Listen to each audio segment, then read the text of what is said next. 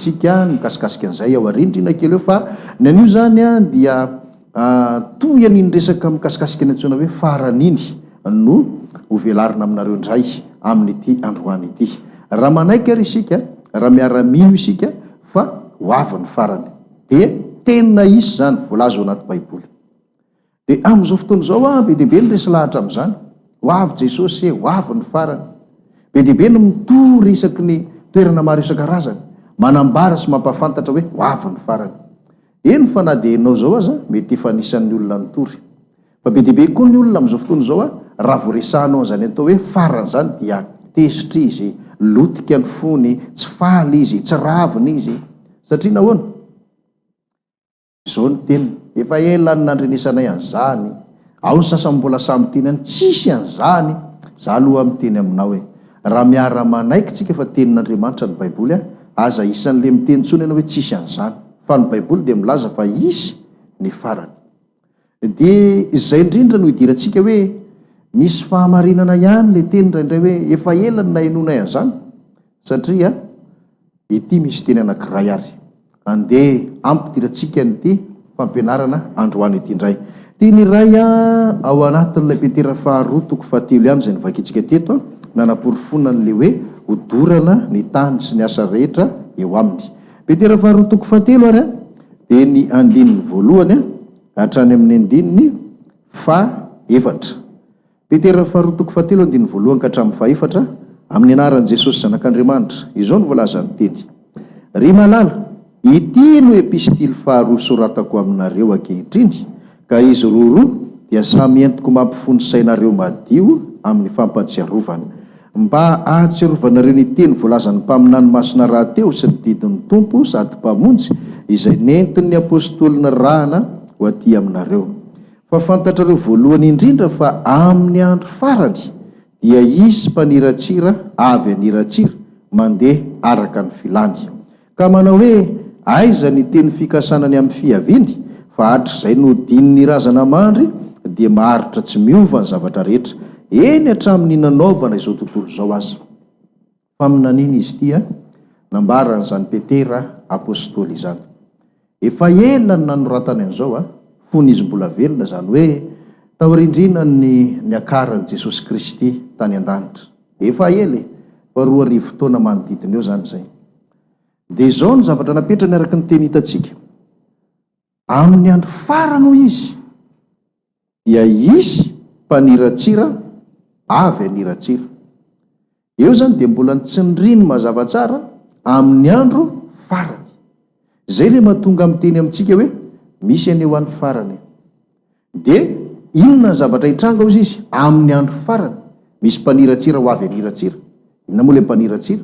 Le ohatran'le enitsika sy le voaniteneniko teo le iteny hoe aiza akory izay farany eo, efa elany nahenonay an'izany, ny olona rehefa firifiry ny taranaka maty, efa hatr'izay nanorinana zao tontolo zao efa naheno an'izany fa hatramin'izao mbola tsy tonga ihany ny farany. Zany le atao hoe mpaniratsira avy aniratsira araka ny filany.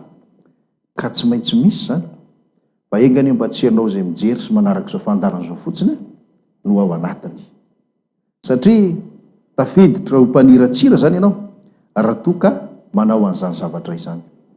Dia ninona zany fitenin'ny olona fa niratsirana mitovitovy an'izany, ho avy ny farany. Fa zao maninona tokoa no efa ela no nitoriana tsy mbola misy, efa hatr'izay ela zay hatramin'ny andron'ny Petera rehefa nitory an'izany, hatramin'izao mandrakity ny androany araka le tenin'ny mpaniratsira, ohatrany tsy miova ny zavatra rehetra fa ny teo ihany ny teo, ohatrany tsy mandindondindona akory zany antsoina hoe farany zany. Inona moa ny antony? Eo indrindra no hidirantsika, satria misy zavatra tsy fantatry ny olona. Na dia ianao mpitory aza sy ny mpitory teny rehetrarehetra zay mitory eny ambadika rehetra any hoe ho avy ny farany, ho avy tsy hoe Jesosy, ho avy ny farany, ho avy Jesosy sy ny sisa, mbola tsy mahalala ihany koa ianao. Fa misy teny nosoratan'ny apôstôly Paoly ao amin'ny Tesalonianina 2:2, azonareo raisana zany dia vakinareo. Tesalonianina 2:2 manomboka amin'ny andininy voalohany hatrany amin'ny andininy 4, dia misy teny manambara hoe aza malaky etsiketsehany ianareo, milaza fa efa ho avy ny farany, ho avy ny andron'ny tompo, fa tsy ho tonga aloha zany raha tsy efa tonga reto zavatra reto. Dia nisy zavatra ny teneniny eo anankiroa, zany hoe isika mpitoroteny ianareo mpampianatra dia tokony halala hoe inona marina moa ny zavatra tokony ho fantatra mba hahafahana miteny hoe efa akaiky ve ny farany sa mbola lavitra, mba ampangina ny feo mpaniratsira zay iverina aloha fa tsy angina fa ny marina ny antsika ny toritsika hoe misy zavatra mbola andrasana ne tsy maintsy ho tanterake zay vao ho tonga zany farany zany, fa tsy hoe itory ianao avy tsy ela dia marina tokoa ny teny mpaniratsira aloha noho ny tsy fahalalana, ny tsy fahalalanao ihany koa hoe aizakory zay hoe fa ela ihany zay, ka inavy ireo zavatra izay tsy maintsy mbola andrasana ireo. Zay no lesona idirantsika amin'ny ity androany ity. Ao amin'ny Matthieu 4:20 ary no ifantohan'ny lesontsika androany dia ao no ahafahanao mamantatra zany hoe inona ny zavatra tokony ho fantarina mba ahalalantsika ny hoe mety mbola ho ela sa efa ho aingana tokoa izany fiavian' Jesosy izany sy ny fahatongavan'ny farany. Matthieu 4:20 vakiantsika aloha ny andinin'ny fahatelo. Matthieu 4:20 dia ny andininy fahatelo ary no vakina amin'ny anaran'i Jesosy. Zao no volazany teny ary. Ary nipetraka teo tendrombohitra Oliva izy, dia nanatona azy mangingina ny mpianany ka nanao hoe, lazao aminay izay andro atongavany zany ary izay ho famantarana ny fiavianao sy ny fahataperany izao tontolo izao. Jesosy sy ny mpianany ireo apôstôly no nifampiresaka teto. Nisy teny kely ny tenen'i Jesosy eo amin'ny andininy voalohany sy faharoa eo rehefa nandinika ny tempolon'i Jerosalema sy ny tanàna ny Jerosalema izy, dia niteny Jesosy reo angeo ravy tsisy vaty fanongoka tsy ravy etozy izy. Dia taitra ny mpianatra. Rehefa taitra ny mpianatra dia nametraka nyity fanontaniana ity tamin'i Jesosy Kristy rehefa mipetraka teo tendrombohitra Oliva ary zareo, dia nanatona azy mangingina ny mpianatra ary niresaka tamin'ny mangingina dia nanontany azy mangingina ny fanontaniana napetrany dia mizara roa mazava tsara hoe lazao aminay izay andro ahatongavany zany, zany hoe izay ahatongavan'le zavatra niresahan'i Jesosy eo amin'le andininy voalohany sy ny faharoa, le hoe tsy avela isy vato hifanongoety ka tsy horavana ny ahatongavany zavatra handravany tanànany Jerosalema. Dia hoy ny mpianatra hoe lazao aminay hoe roviana no tonga zany. Fa tsy zay ihany anefa ny nanontaniany mpianatra, fa le zavatra tiantsika ho fantarina ihany koa dia nanontaniany. Inona le izy? Eo amin'ny tapany faharoa amin'ny fanontaniany dia hoe ary izay ho famantarana ny fiavianao sy ny fahataperany izao tontolo izao. Fantatry ny mpianatra zany fa mbola ho avy Jesosy, raha lasa izy dia hoe ho avy indray, zay le hoe fiaviany. Ary fantatry ny mpianatra tsara sy efa nampahafantarina antsika fa miaraka amin'izay fiavian'ilay Kristy izay dia ho tonga ao aorianan'izay le hoe ny fahataperany izao tontolo izao, zay le hoe farany zay. Dia nanontany ary ny mpianatra ankoatran'le fanontaniana ho an'le tanànan'i Jerosalema, dia nanontany izy hoe mba ome famantarana zay, ahafantaranay ny fiavianao sy ahafantaranay ny fahataperany izao tontolo izao. Ohatra ny midika zany io fanontaniana napetraky ny mpianatra io hoe inona avy ny zavatra hitranga, zay le hoe famantarana, lazao aminay ny famantarana. Inona avy ny zavatra mety hitranga sy ho tonga mba ho famantarana ny fiavianao sy ny fahataperana izao tontolo izao. Na hoe inona avy ny zavatra ho tonga dia ho avy ianao ary ho tonga ny fahataperana izao tontolo izao. Zay ny endriky io fanontaniana io. Dia mitoy ny resaka ao anatin'ny resaka mihitsy tsika, ary ho antsika zany zao dia ampahafantarina ihany koa hoe navy tokoa moa zany le zavatra hitranga, fa ianao ny tsy nahalala. Fa vakitsika ny teny ary manomboka eo amin'ny andininy fahaefatra hatrany amin'ny andininy fahatelo ambin'ny folo. Matthieu 4:20 ihany, andininy fahaefatra ka hatramin'ny andininy telo ambin'ny folo, amin'ny anaran'i Jesosy ary. Zao no vaky ny teny. Ary Jesosy namalaka nanao taminy hoe mitandrema fa andrao isy hamitaka anareo, fa maro no avy amin'ny anarako hanao hoe izaho no Kristy, ka maro no voafitany. Ary andre ady sy filazana ady ianareo, koa mitandrema aza matahotra fa tsy maintsy ho tonga izany, nefa tsy mbola tonga ny farany. Fa isy firenena hitsangana hamely firenena, ary isy fanjakana hitsangana hamely fanjakana, ary isy mosary sy horohorontany amin'ny tany samihafa, fa izany rehetra izany no fiandohan'ny fahoriana, ary dia hatolono amin'ny fahoriana ianareo ka ho vonony, ary ho alan'ny firenena rehetra ianareo noho ny anarako, ary amin'izany andro zany dia ho tafitonany maro ary fampiapanga sy fankahala izy, ary isy mpaminany sandoka maro hitsangana ka hamitaka ny maro, ary noho ny haben'ny tsy fankatoavan-dalàna dia mangatsika ny fitiavan'ny maro, fa izay maharitra hatramin'ny farany no hovonjena. Somary lavalava le teny fa olazaiko zany zay zavatra hoe tena nambaran'i Kristy tao anatin'io. Inona avy moa zany? Voalohany zany dia zao, maro no avy amin'ny anarako ka na hoe izaho no Kristy, ray zay. Faharoa, handre ady sy filazana ady ianareo. Isy firenena hitsangana amely firenena, isy fanjakana hitsangana amely fanjakana. Roa zay. Fahatelo, isy mosary sy hororon-tany amin'ny tany samihafa. Faefatra, le hoe atolona amin'ny fahoriana ianareo, hiamangatsika ny fitiavan'ny maro sy izay mikambakambana amin'izay ifampiapanga, ifankahala sy ny hoe isy mpaminany sandoka. Ireo zany dia zavatra tsy maintsy ho tonga ireo tamin'ny andro ny tenenan'i Jesosy, mety mbola tsisy zany, fa izy ny teny hoe handre na hisy ho avy zao le nitany saina teo. Dia amin'izao fotoana zao ireo rehetrarehetra ireo efa saiky nisy daholo. Misy zany Kristy sandoka zany efa be dia be mihitsy, hatramin'ny andro nitenenana zany taoriana kely zany mandrak'andro any betsaka ane. Na teto Madagasikara ary nisy olona lehilahy malagasy zay dia miteny mihitsy izaho no Kristy, izaho no Mesia. Betsaka no afaka namarinana zany. Indrindra moa hatrany ampitan-dranomasinany zay hoe ndraindray sasany milaza mahita eny amin'ny rahony sy ny sisa, efa be dia be zany. Efa tanteraka iny zany dikan'izany, maro no avy amin'ny anarako, be dia be tokoa izy, maro. Fa ankoatran'izay dia nolazainy le ady sy filazanady, izy moa tsy efa nahaino an'izany. Any ampitan-dranomasina indrindrandrindra zany firenena mitsangana mamely firenena zany, efa be dia be ny maharaka an'izany. Fanjakana mitsangana mamely fanjakana na teto Madagasikara dia efa nisy an'izany, ary efa matety pisy matety pitranga eto Madagasikara zany. Manaraka mosary sy hororon-tany efa betsaka zany, mpaminany sandoka efa betsaka zany. Zany hoe zavatra niresahana rehetra io zany efa tanteraka daholo. Fa ny aza adino misy teny eo amin'ny 9 sy ny 7 ahafahantsika mikapoka anankiray ireo zavatra voalaza rehetra eo. Eo amin'ny 9 dia nilaza izy koa mitandrema aza matahotra fa tsy maintsy ho tonga izany, nefa tsy mbola tonga ny farany. Dia tadidio zany fa tsy hoe rehefa tonga zany rehetrarehetra zany dia hiteny eny hoe ho tonga ny farany.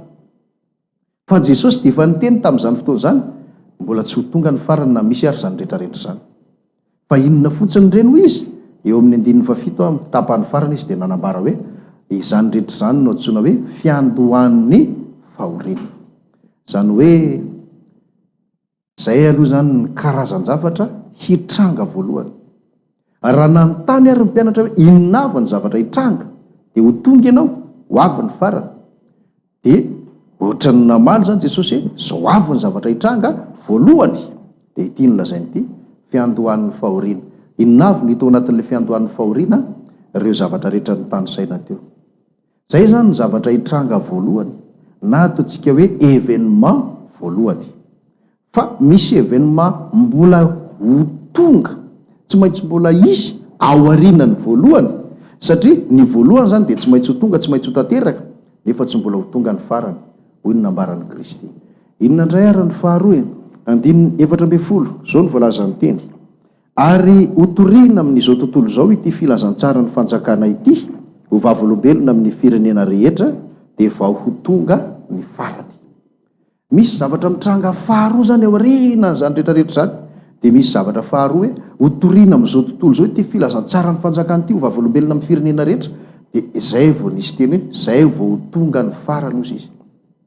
Fa raha mbola ireo zavatra tafiditra ao anatin'ny hoe événement voalohany ireo zany no misy, mbola tsy afaka miandrandro sika hoe hoavy ny farany ka efa tanteraka daholo tokoa an'ireo zavatra voalohany reo fa ela efa mbola tsy tonga ny farany satrina hoana mbola misy zavatra hitranga andrasana ka inona zavatra hitranga faharoa andrasana fitoriana lehibe fitoriana filazantsara manerana ny tany dia amin'izay fotoana izay ozy izy zay vo afaka miandrandra ianareo hoe hoavy ny farany dia fantatro fa be deaibe no mieritreritra amin'izao hoe ngamonjy efa be deaibe ny fitoriana efa ela be koa nisy fitoriana ary tsisy tany tsisy fiangonana amin'izao fotoana izao a efa misy daholo na aiza marina ny teninao fa nahoana koa ny mbola tsy tonga ny farany satria tsy zany teneninao izany ity zavatra nambarany Kristy ity fa fitoriana lehibe ataon'ny fiangonana anankiray izy io ary rehefa manao ny fitoriana io fiangonana anankiray io a dia ny zavatra nitranga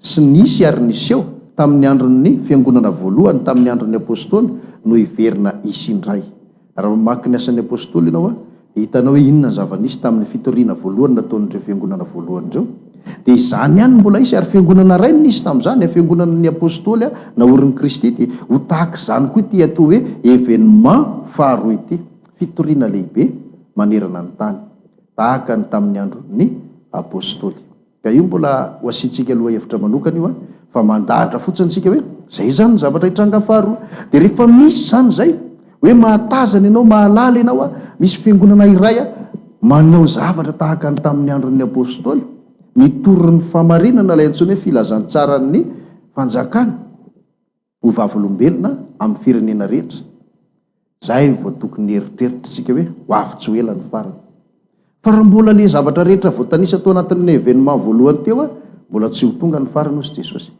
zay ny faharoa hoavy ny farany kanefa toy izantsika ny teny hoe tsisy tsony ve ny événement hitranga ao arinan'izay faharoa zay sa mbola misy mandra-pahatongan'ny fahatongavan'i Jesosy dia vakitsika indray ary ny andininy 10 hatrany amin'ny andininy 2 Matio a toko fa 4 andininy fa 10 hatramin'ny 2 zao nivaky ny teny ary koa raha hitanareo mitsangana eo amin'izay fitoerana masina ny fahavetavetan'ny fandravana izay nampilazaina ny Daniela mpaminany aoka isaina zay mamaky izany dia aoka izay olona anjodi andositra ho any tendrombohitra ary zay ao atapitrano aoka tsy hidina hakany eo antranony ary zay any an-tsaha aoka tsy hiverina hakany lambany ary loza ny bevoka sy ny mampinono amin'ireo andro ireo fa mivavahy ianareo mba tsy ho amin'ny ririnina na ho amin'ny sabata no andosiranareo fa amin'izany andro zany dia isy fahoriana lehibe izay tsy mbola nisy toa azy hatr'izay ny andohany zao tontolo zao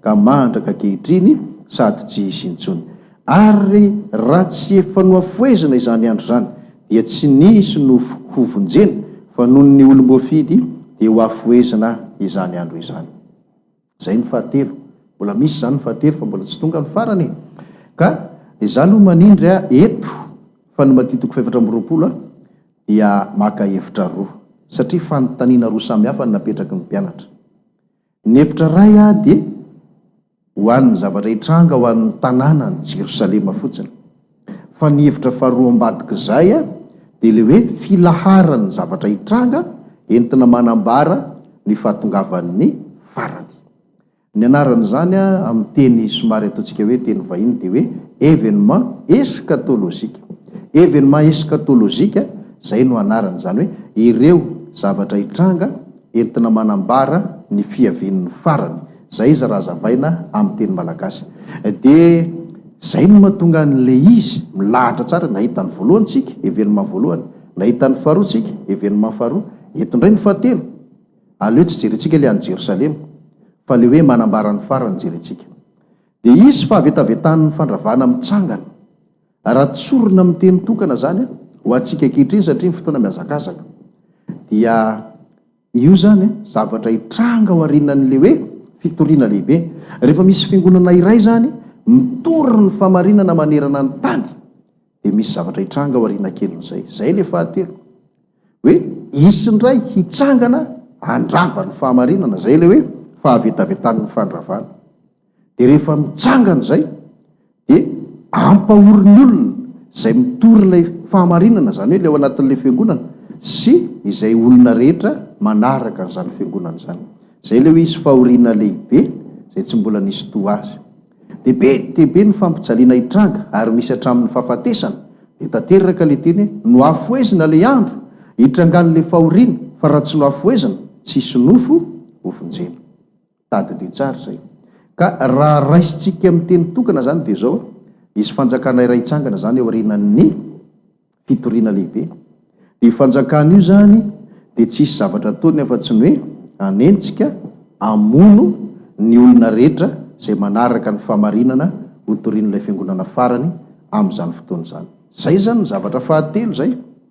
Dia io mbola ho resantsika misimisy mikasika an'izy io hoe iza le hitsangana dia ahoana no antony andropahany an'ireto olona ireto.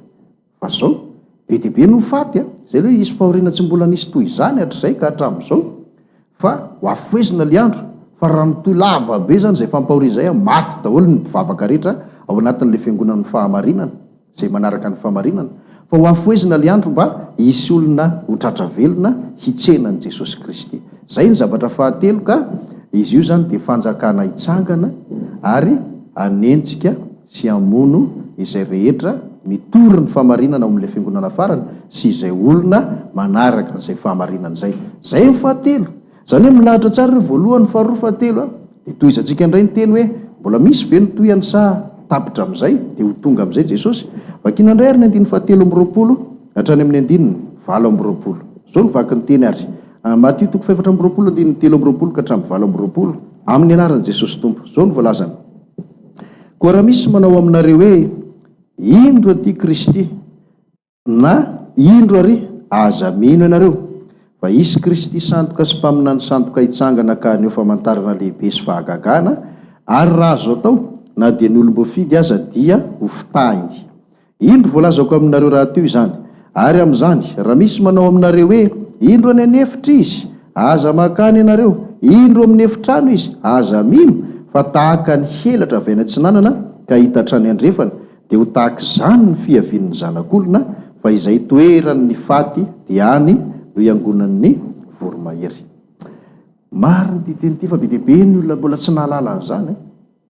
Teo amin'ny andiny faefatra sy ny andiny fahadimy dia nilaza Jesosy hoe maro no avy amin'ny anarako ka hanao hoe izaho no Kristy ary maro no voafitany. Maro le izy zany be dia be.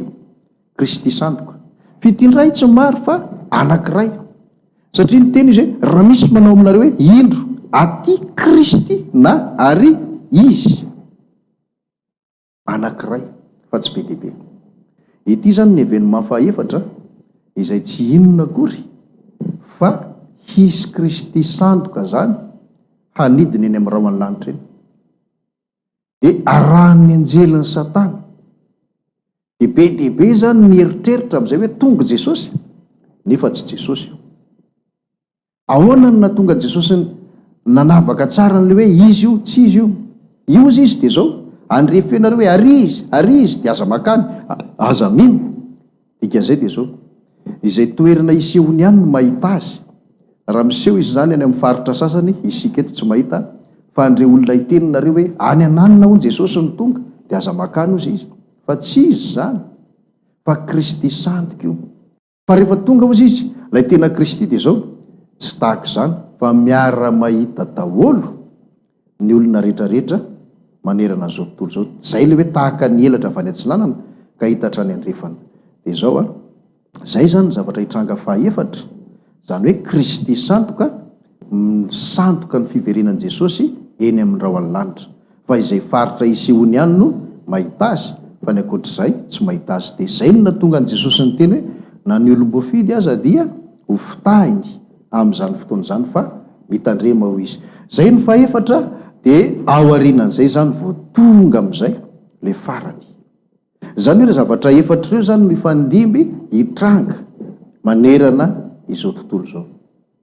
Voalohany fiandohan'ny fahoriana, faharoa fitoriana lehibe farany, fahatelo fanjakana hitsangana anenjika sy amono ny vahoakan'ny fahamarinana amin'izany andro zany, ary fahaefatra Kristy sandoka misandoka amin'ny fiverenan'i Jesosy Kristy eny amin'ny rahona lanitra. Ireo ny zavatra efatra tsy maintsy hitranga.